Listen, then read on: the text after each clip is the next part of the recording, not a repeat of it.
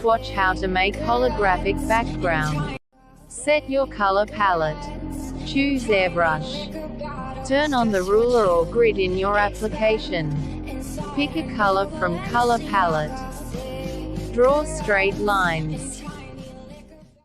Choose another color and repeat. Inside her new Balenciaga, big lights in tiny liquor bottles. Must color it white gaps. Step 1 is done. Now choose smudge brush. Apply any type of strokes with smudge brush. It's back inside her new Balenciaga, It's done.